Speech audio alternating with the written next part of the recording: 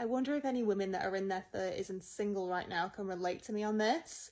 So I am 34 and I am single. I live alone. I'm in the UK. I would love children, and I, of course, would love that fantasy dream relationship. However, I'm not willing to settle.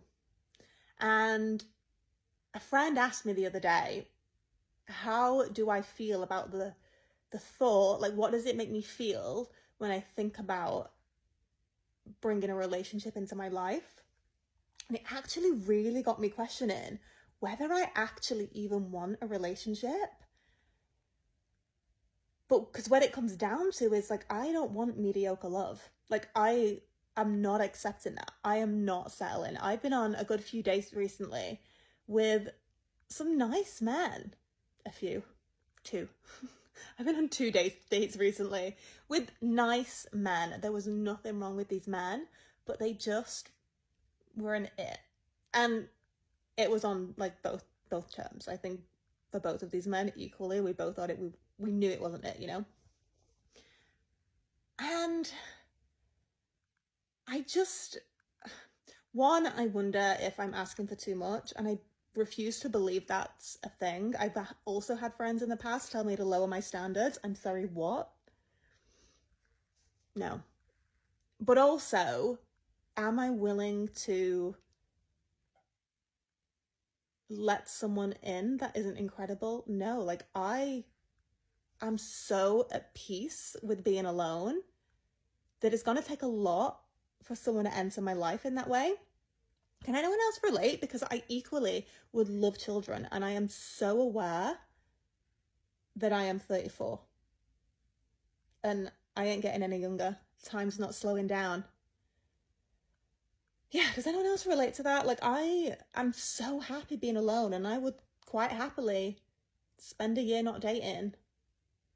But I do really want a relationship, but not with a mediocre man. Like, does that make sense? Or is it just this climate at the minute? Like, are all men just mediocre? Like, dating apps are tragic, right?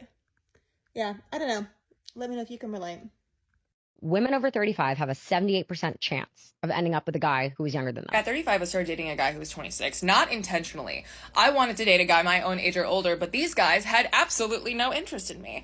If I matched with them on a dating app, they would ask me one of two questions. One, is your hair real or do you dye it that way? And two, is your age accurate or did you make a mistake inputting it? Like, babe, no one does that but old, creepy men.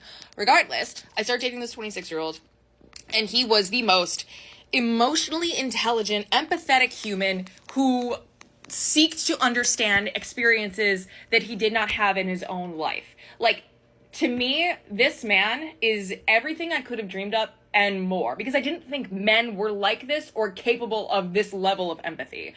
Like, he is listening to podcasts about menopause to help me with whatever transitions may be coming my way. Also, he's hot, 6'8", and basically a human rose toy. I win. If you're dating and you're 30 plus, here's my best advice about relationships. And I know if you're in your 30s, elder millennial, 40s, you are thinking to yourself, I have no time for games. And I just want to lovingly remind you, dating is a dance. It's also supposed to be fun. And the best way to attract what we want is to play and to treat it like a game. Now, let me also be clear. When I say it's a game, it does not mean toying with somebody's emotions or manipulating or just being gross and toxic, okay? What I do mean by saying dating is a game is that it should be fun. It should be light. Because you are just getting to know each other. And when we enter and explore getting to know somebody with a serious vibe like, I don't have time for games, you could see why people might be apprehensive in playing with you. And listen, you have every right to want something serious with somebody. I get that. Skipping steps till we get to the serious part, the initial beginning should be playful and light. And you can tell me in the comments if you disagree. I assumed I would find my husband in my 20s and be married by 30 and having kids and all that, and I'm 32 and I'm just not. But I also have viewed being in my 30s and having dated such an empowering position to be in, because you are so much more established, you're so much more clear on what it is you want, and there's so much less room for the bullshit, feeling like someone is vetting you. Like, no, it's actually the other way around. For so much of my life, I would find myself in these relationships and it was almost like I didn't have a choice. To your point, being in my 30s, being established, having this life experience, also having like a lot of sobriety under my belt and a lot of self-awareness around like who I am and why I am the way that I am and all of that, I'm like armed with this information. It's no longer about like, am I good enough for this person? It's like, is this what I want? How do I feel when I'm with this person? I do have a choice. Yeah, it's not about them. So I'm going to talk about some controversial rules I have for dating as a single 30-year-old. A lot of you are doing this trend for controversial rules for your relationship, but because I'm still single, I figured I would just do this. Number one, if you are not looking for marriage and kids, I'm out. Some people will tell me like that's super harsh and that I shouldn't be looking for my husband in every single person that I meet. I don't necessarily disagree with them. But at 30 years old, like I know what I want. I know that I'm looking to get married and have kids. If you're not looking for the same things as I am, it's not going to be a match. I really just like don't like wasting my time. Number two has to be if you are not intentionally planning a date, I'm out. I get myself into these situations quite often where I'll match with somebody on a dating app, I'll connect with them over social media, I even meet them out at a bar. And for some reason, it just ends up turning into this like casual conversation where we'll text a little bit here and there. I'm over it. If you are not intentionally planning a date, you're showing me that you're just not that interested. The next one is if you are not picking up the phone and calling me or FaceTiming me, I'm out. I'm 30 years old and I'm busy. I have a job, I'm a realtor. I do not want to text you all day long. Either call me and ask how my day is, ask how I'm doing. So if you're not doing one or two of those things before our date or in between dates, I'm out. And lastly, I think this just kind of like ties it all together, but if you're not pursuing me, I'm out. I feel like a lot of guys will give breadcrumbs, so a little bit of interest. If you are not pursuing me like a man should, then I'm out. Men are hunters. Women want to be pursued. So I don't know, maybe this is why I'm still single, but let me know what you guys think in the comments. Is this why I'm still single or are my rules good to have? Being 30 years old and for the first time in my life realizing what a healthy relationship actually looks like is the most bizarre experience ever. I did not have the freedom and the safety and the flexibility or the example to know what a healthy relationship would look like. When I stepped into a relationship, I was like, well, this is my role. Like, I just make sure you're okay. Now, one of my prerequisites for connection is, can I rest in your presence? Does my nervous system calm down when I'm around you? It blows my mind that that wasn't what I was looking for when I was younger. And now I'm like, okay, if I feel anxiety around you, something's off. Like, I'm not gonna lie to you and say that I'm like, oh, this is great. Like, you know, I'll find connection when I find it. No, there's a part of me that's like, girl, you are 30 years old. Like, you need to find someone. And a lot of that's cultural. A lot of that is like, we are told, you need to do this by this age. You need to do this by that age. My little sister, who's in her 20s, has 2 kids and is married. So in a lot of ways, I feel like I should have been the example for her. But also I have peace in knowing that my story is different. My life looks different. The rest of my life will look different. Hey, if you go to therapy and you are an emotionally intelligent, theologically sound man in the Nashville area, hit me up. You're also in your 30s and single and riding the waves of whatever the hell, whatever. Navigating relationships. Put a comment below and tell me what you've learned. And let's just talk. Okay, bye. So I had to take Emery to buy Valentine's exchanges for her little school thing tomorrow, and it is sending me into a full-blown spiral. Like, where are y'all finding guys that are attractive, your age, or age appropriate, not like a 20-year gap, that actually want to settle down? Like, every guy that I've talked to in the past however many months is like still married. I'm not going to be the other woman. Just got out of a horrible relationship and they want to just hang out and be friends and like see where it goes because they're not ready to date. Dudes just like want to hook up and that's it. Like I don't I'm gonna die alone. We're not lowering standards to get a boyfriend, okay?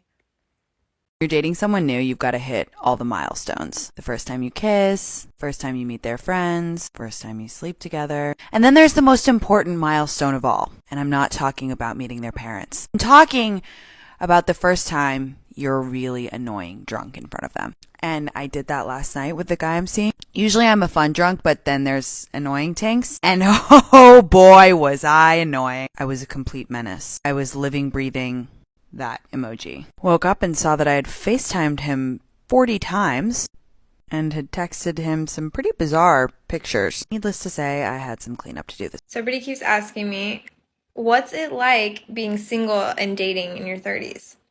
Let me tell you, it's been a blast. I think it's a really interesting period because there's some transition that happens between your 20s and your 30s where you just know a lot more about yourself and you understand the things that you like and kind of what your ideal day-to-day would look like. So being able to then go from being in a relationship to being single, and you have all this free time on your hands and you know exactly what to do with it. It's been such a nice moment of reset, of always thinking about, what do I want? You get to be selfish every single day. What time do you want to wake up? What do you want to do with your morning? What do you want to eat for breakfast, lunch, and dinner? What do you want to do in the afternoon? What do you want to do that weekend? You could do anything.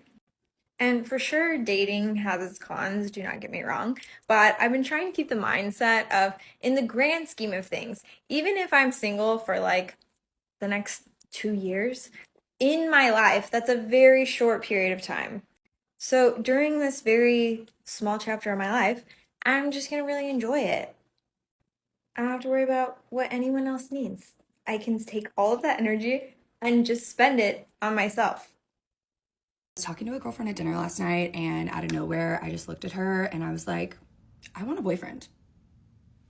I want a boyfriend. I don't remember the last time I said those words or felt that way, but I'm putting it out there. Let's talk about it. I think sometimes we as women feel ashamed to say that for some weird reason. I'm not really sure why that should carry any type of shame to like want companionship and love. It's not coming from like a needy or a desperate place. It's a very normal, healthy place to say, yeah, I want companionship.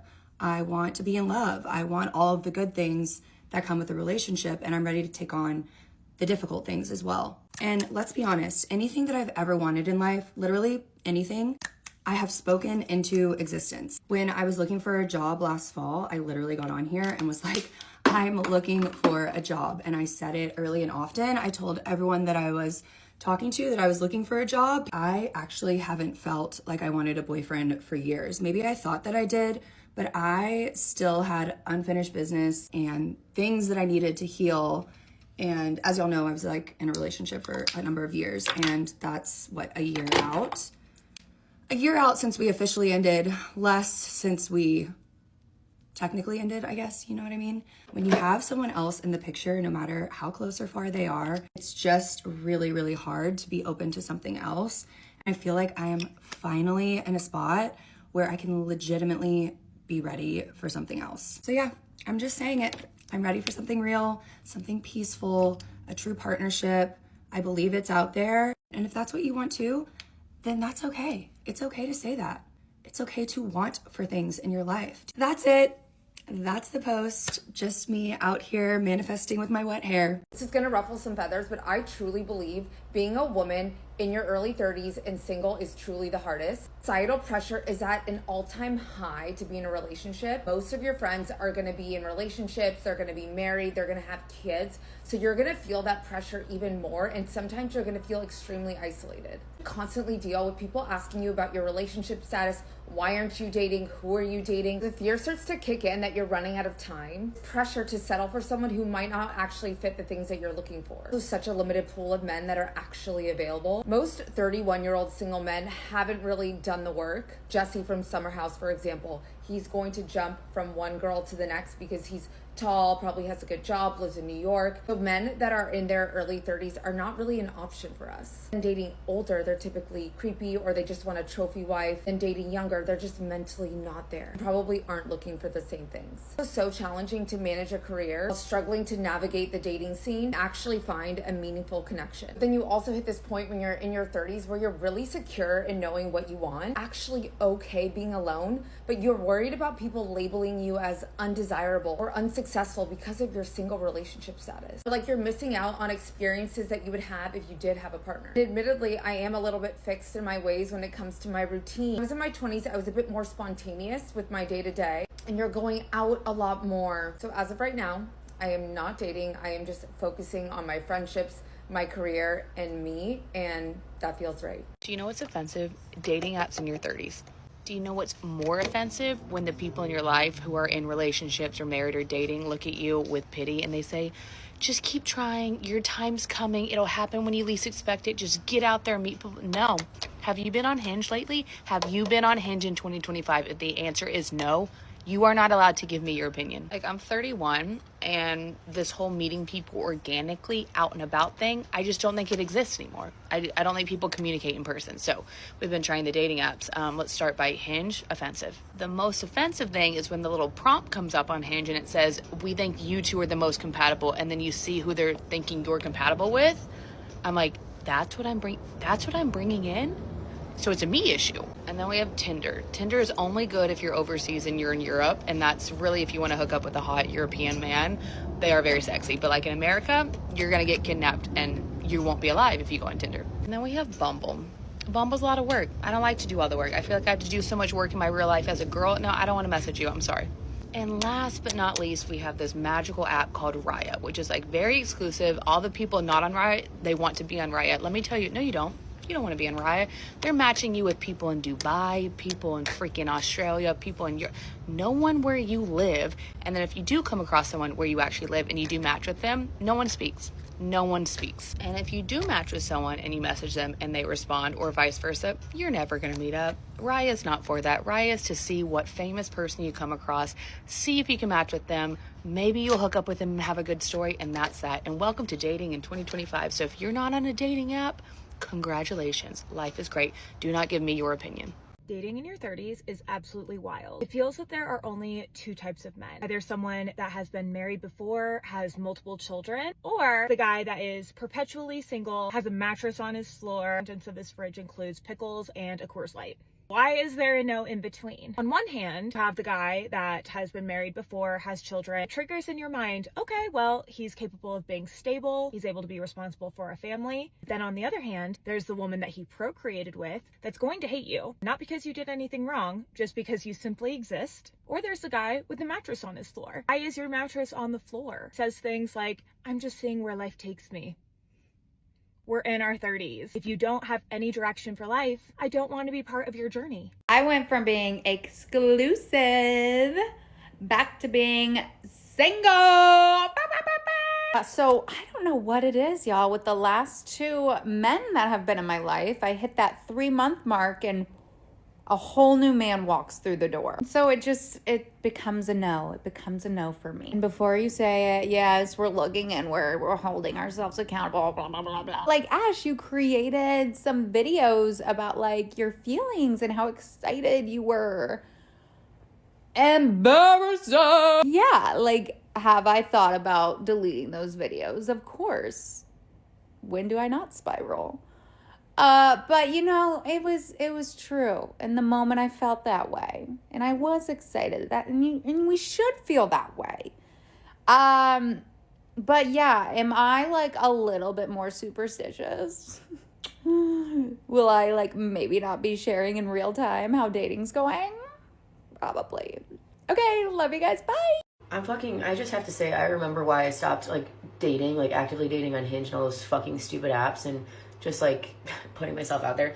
Because guess what? Okay, everyone has said like, no, the women need to like do more these days. Like, okay, that's already like fucking weird to me, but I guess so. I have been, all right? I've been meeting people. I've been going on the dates. I've been giving people the benefit of the fucking doubt. But you know what I'm sick of? Giving men the benefit of the doubt. I think giving men the benefit of the doubt is a fucking excuse to keep you like in something that you know is not right for you, and you know that you deserve better, you know? Like, I'm gonna give them the benefit of the doubt. Like, why? Seriously, I really believe, and I'm really gonna hold out for the kind of love or, you know, my person to like show interest right away, to not be a fucking douchebag. And when I give I'm like trying to keep conversation going, and you know, I'm setting you up to ask me a question and you don't. Like, how much more can a woman give? Okay, we're done. We're done. Okay, so the men that are just like sitting back and like, the women should take charge and do this. Like, we are, and you're still being pussies. So what do you want from us? Seriously, I'm so over it. Like, matched with a few people on Hinge, and like, I'm seriously setting them up to ask me questions, and they're just not. They're just coming back with statements like, okay, cool, like, I'm done. Like, what do you want? What are you doing? Why are you here? What are you doing on this fucking app? And what the fuck are you doing liking me? And then not like asking me questions and like pretending like you actually were the one that liked me. Like, oh my God, I crept your Instagram and I wanted to see if you were a fit for me. And I was apparently a fit for you first. So what the fuck is going on? Why am I trying harder? No, I'm fucking sick of it, y'all. And I feel like all women, like, stop. Don't listen to these fucking idiots on the internet saying, like, no, the women have to try harder. No, we are. You guys are just not getting fucking hints. And I don't know how to fucking tell you that you guys are really kind of a lot of pussies. You're being little pussies. No, like, grow up. Seriously. Is it just me, or does it seem like every man you go on a date with these days is the best at grilling steaks? You'll be going out and they'll be like, well, you know the best place to get a steak around here? It's my backyard. Like, why is that a thing? I always refuse to give my phone number out to people, even if we're going to start to get to know each other. And people have a huge problem with it when I say, oh, just add me on social media. But here's why. Recently, I decided to give my phone number out to somebody because I was like, yo, I really like the conversation. We were really vibing, like whatever. So I decided to give my phone number out, and it was me who gave my phone number out. Like, he didn't ask for it. We were chatting back and forth on Messenger, but I decided to give my phone number out. I was like, you know what? Here's my phone number. This man, I haven't heard from this man now in 2 days. Okay, not that we were anything, but you could have said at least happy Valentine's Day. Not only that, so that this man, you get 3 strikes with me. That's it. 3 fucking strikes and that's it. Number 1, he didn't even say happy Valentine's Day. You don't have to buy me anything. You don't have to do anything. Say happy Valentine's Day. We've been chatting for days now, okay? That's number 1. Number 2, we were no longer following each other. That was number 2. And number 3, now I'm like, why the fuck did I give my phone number out to you? You are another unsaved motherfucking number. And this is why I don't give my phone number out to people. Single women in your 30s, it's cuffing season, and I need to give you some cold hard facts. If you're ready to be in a committed relationship with a man, you need to work smarter, not harder. I dated for 4 years and had some fun experiences, but when I was ready to find real commitment, I changed my dating parameters, and it was so much more worth my time. I'm sure I've said these before in other videos, but I'm here to remind you what worked for me. Number 1, only dating men over 35. I live in New York City. I was dating men who live in New York City. And let's just be real, a lot of them aren't ready to settle down until they're over the age of 35. They either have career goals they're trying to meet, or they're still just out there having fun. But when I started only saying yes to dates with men over 35, the quality was so much better. Number 2, only dating men who owned a home. This could be they own their apartment in the city, or they own an investment property somewhere else. If a man has purchased property, it shows commitment, it shows financial stability, and it shows future planning. If he's making these kinds of decisions for his future, he's probably ready for a serious relationship. And that has proven to be true for me.